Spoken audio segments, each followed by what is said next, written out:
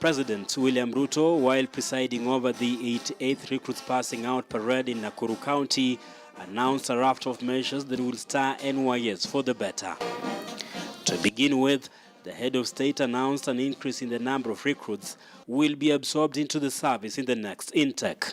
As I have directed that the next recruitment will have 20,000 recruits, I have today approved the recruitment of 200 additional cadet officers into the NYS and 500 private officers to support in the exemplary work that is going on at the National Youth Service.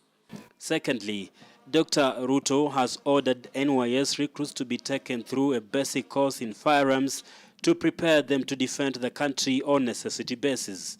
These will be a departure from the rudimentary paramilitary training that did not involve firearms. The minister responsible for National Youth Service, who is here with me, should, in consultation with the Ministry of Defense and Ministry of Interior, further the initiative to make sure that the paramilitary training that these young men and women go through will include a basic course in firearms to make sure that they stand ready to protect the country when the need arises. Additionally, as a way of promoting the service, Ruto says graduates from the NYS have been recruited in other areas, including 440 officers who were employed by the Kenya Wildlife Service, KWS. During the passing out ceremony, 14,602 recruits graduated. These graduates have passed the rigors of paramilitary training and are ready to move to the next phase of the NYS program.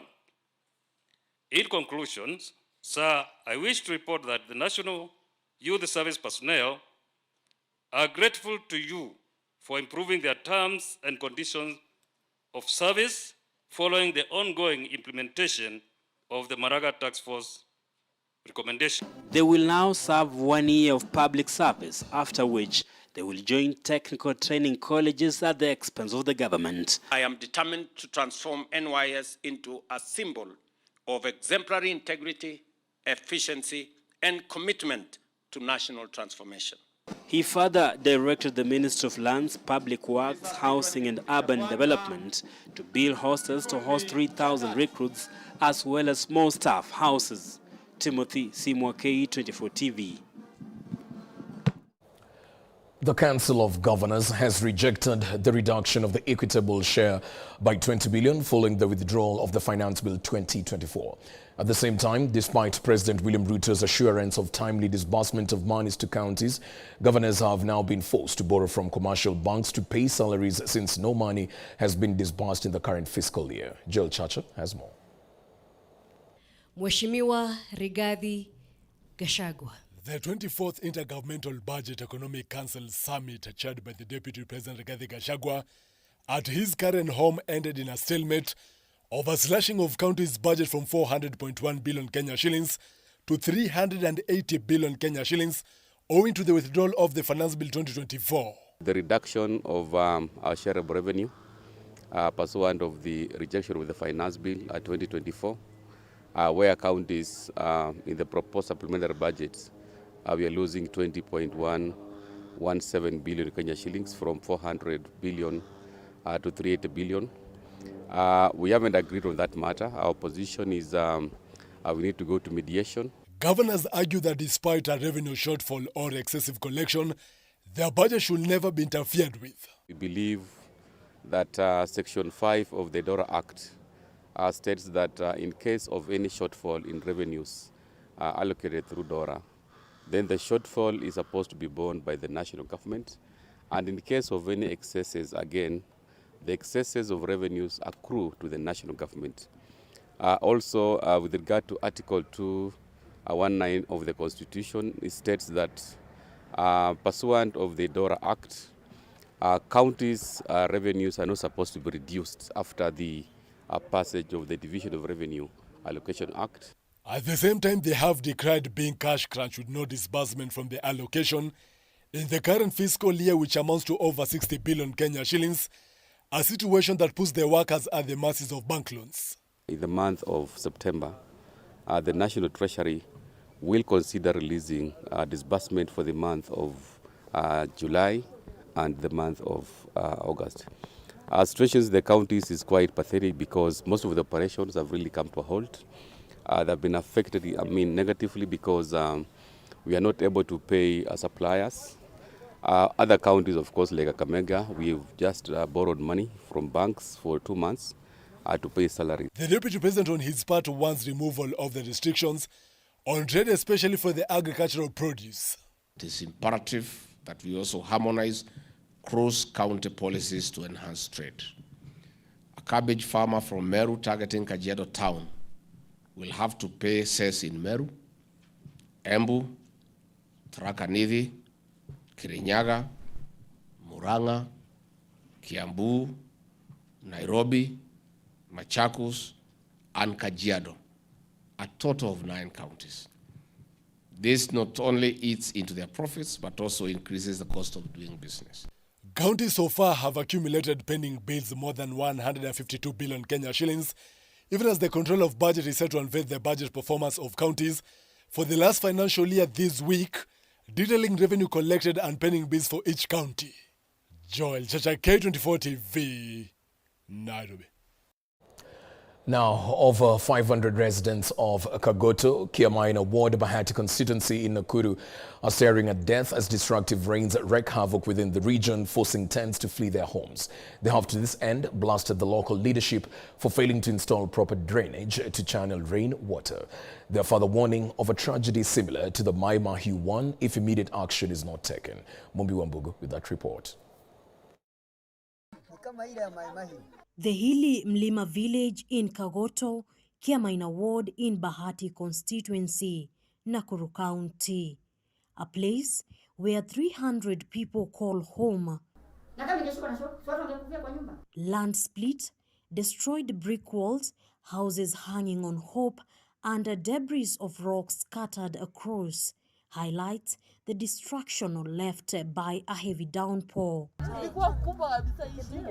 Grace Nyambura is a mother of 2, a 4-year-old and a 7-month-old baby. She narrates how the horrific ordeal risked the lives of her young children. She says she stared at death as the heavy rainfall savagely destroyed her home. Mimi ni msichana mdogo sana. Naomba sana nijijenge, si kurudishwa nyuma na maji. Nataka kuendelea na maisha yangu. Na kama ni president asituambie tuhame, akuje atujenge. Buzi zilikuwa zimekaa juu hivi, hata ziliona mawe zingine. Gilbert Ndongo is another victim. He says his house was almost carried away while his livestock, a major source of his livelihood, was submerged in the water. He's now only holding on to hope that the rains do not completely destroy his house. Imebeba nyumba zetu, ikabeba mifugo zetu, hata makuku zimeenda zote. So sisi ombi letu kwa serikali ni jaribu tu itutumie watu wa disasters wakuja waangalie. Henry Njoroge has also lamented the ordeal that left his wife and children in terror as lightning struck his water tank into 2. He is grateful it was not his family. Hiyo wakati yoladi iliweza kutokezea, iliweza kutetemesha hata nyumba, hata kukula kwa watoto kuliweza kuwa kwa shida vile vile. It is a beehive of activities as residents try to put the pieces back together. Their deepest fear is what will befall them if it rains further. Shule zimefunguliwa na kusema kweli mvua inaendelea, na vile mvua inaendelea watoto wetu hatujui kwenye watapita. Tumelia miaka mingi, hakuna watu wanatusaidia. Sima ndio hii imeanguka kwa nyumba, hakuna mtu amekuja kuangalia ni nini. Mimi hata nimeshangaa sana. Tutaenda wapi? Tuko wapi? Tuko na nani? They have further pointed an accusing finger to the local leaders who have not been heard nor seen on site. Tumejaribu county MCA, imesindikikana. Hatujaona hata mmoja wa wale ambao tuliowachagua. Tunasikia tuna mbunge, tulimjua tu siku moja wakati alipochaguliwa. Gavana hatujaona sura yake tangu tulipomchagua, hatujamuona. Na si kusema ya kwamba hawajui mambo ambayo yanatendeka huko. Wanajua na wanatunyamazia. Tunaomba sana MCA wa kwetu Kawambui, kwa sababu hatumuonagi hapa.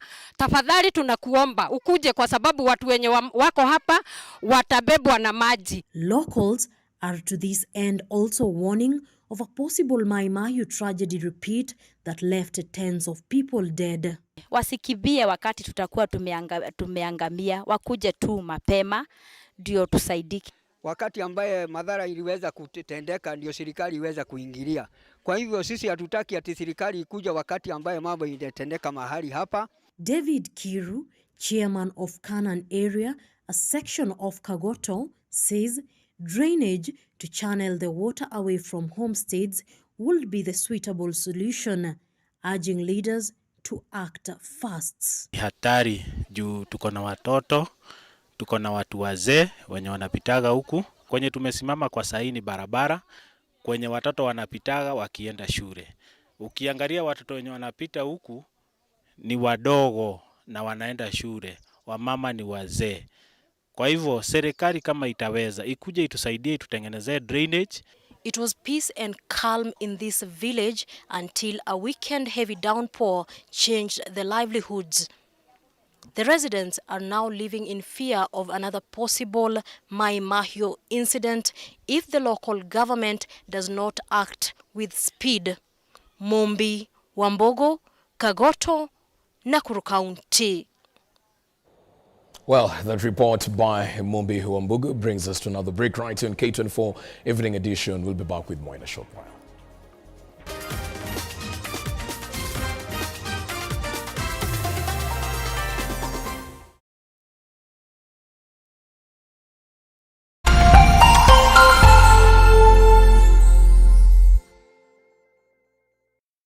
Back to the future. The future is simulate. Bet smarter. Win faster now. Be a winner. More at Bet. 75 days since the last day of last season. We are ready